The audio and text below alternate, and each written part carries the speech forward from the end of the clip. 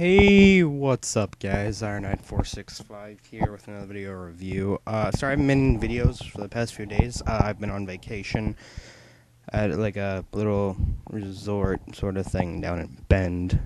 It's really fun. It's a place called Sun River. Whatever.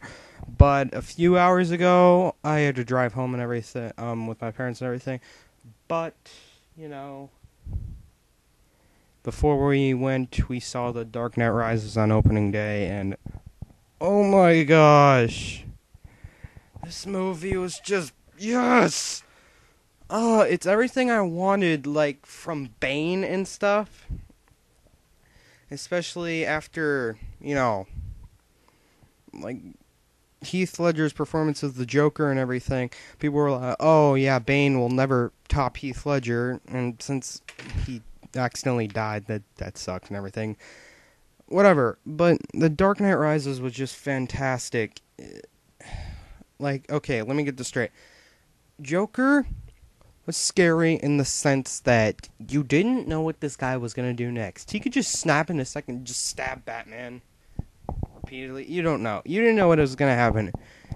Same thing goes with Bane, but instead of manipulating him, like, mentally, like, breaking down his moral code, like the Joker did, Bane is, like, physical. He's huge, okay? In the trailers, I was kind of weirded out because, like, Bane isn't that big and everything. No offense to Tom Hardy, he's just not that huge. Like, Bane should be. Bane should be huge. In the movie, like, actually seeing the movie, he looks much bigger. I will say that. Maybe just because I saw it on a big screen, but he just looks a lot bigger. And this movie was fantastic, okay? And the whole entire problem with Bane not being able to be understood in most of the trailers, completely gone. I don't know what happened. I don't know if Christopher Nolan changed it, or I just got used to it through, like, a placebo or something. I don't know. Anyways, yeah, this movie was fantastic, and I will have spoilers. I'll tell you when, so you can, like, turn away from it. But, yeah, and Anne Hathaway as Catwoman, just fantastic. I mean, I was kind of disappointed that in most of the time in this Batman universe, even how realistic it is and everything, they still called them by their comic book names. Like, no one called him any specific name like before, like in the 89 Batman film. They're like, oh, Jack Napier for like half of it, and then Joker for the half of it. Or like in Spider-Man 3, where he was never called Venom. I don't think he was ever called Sandman once, but, he was actually, but it ticked me off because they never called Catwoman. They rarely even really said Selena Kyle either, but whatever. The costume worked too with Catwoman. I wouldn't think it was. I would have preferred if they would have made it more like Arkham City's, where it's like a full, like, cat mask with goggles sort of thing. But where the goggles flip up, it works. Sorry about that. I ate recently. Yeah, whatever. But this film was just, it was awesome, okay? And the ending was perfect. It made me want another one, but I know this is Christopher Nolan's last Batman film. I know he's going to produce a reboot, which, after seeing this, just don't reboot it. Just have all the characters, like, in the Justice League. Like, don't even introduce Batman's character, just have him be in there. And, this film was just, it blew my expectations away. This is what I do with films, though, if I kind of get, like, overhyped. If I, like, am really excited for it, like it was with Amazing Spider-Man, Avengers especially, just because I wasn't expecting much from it. Like, I was expecting a decent movie, I just wasn't expecting much from it. I just go in thinking, okay, this has the possibility that it might suck, so the whole entire thing, this is gonna suck, right before I get in there. And then I'm watching and I'm just like, yes, especially with this movie. It was awesome. And Christopher Nolan, I do give you props. You changed Bane's backstory slightly, Okay, now let's get into the spoilers. So, yeah, I'll give you a few minutes, just pause the video.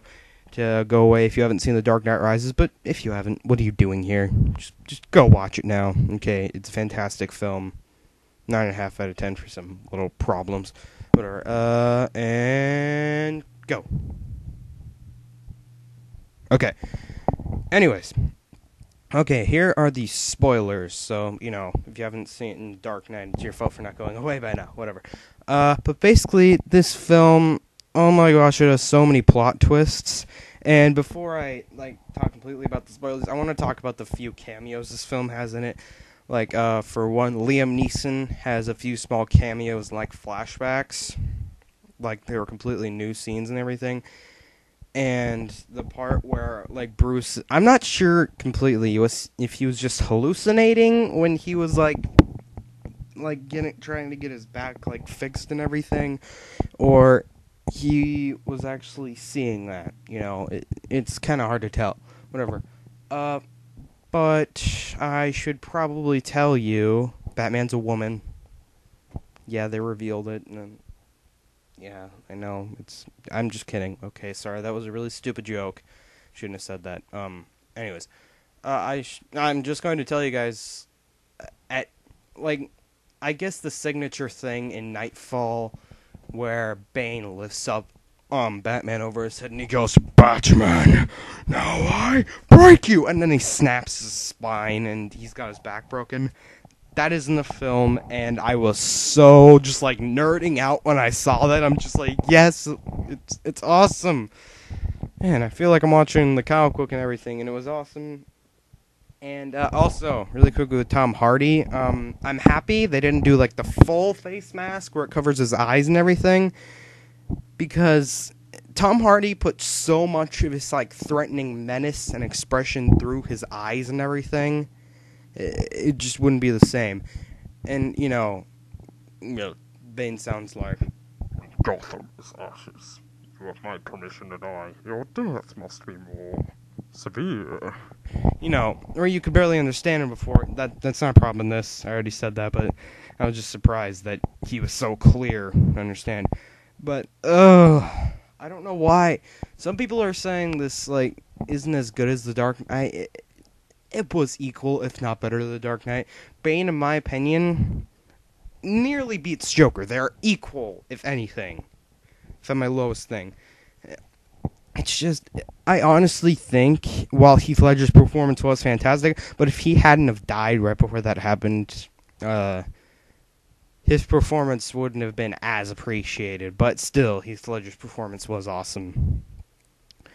But Tom Hardy is Bane, just fantastic. And I'm going to explain his backstory. Basically, one of the plot twists was after they break Batman's back, and he somehow knew how Bruce Wayne's identity was. I don't think it's really ever explained, but whatever. I'm not sure. It might have been. I've only seen it once, and I will probably see it again around my birthday. Anyways, basically, Bruce Wayne gets put into this, prison where, Bane was supposedly raised in. So, wait, I'm just gonna cut this into 2 parts, so, yeah, come back for part 2.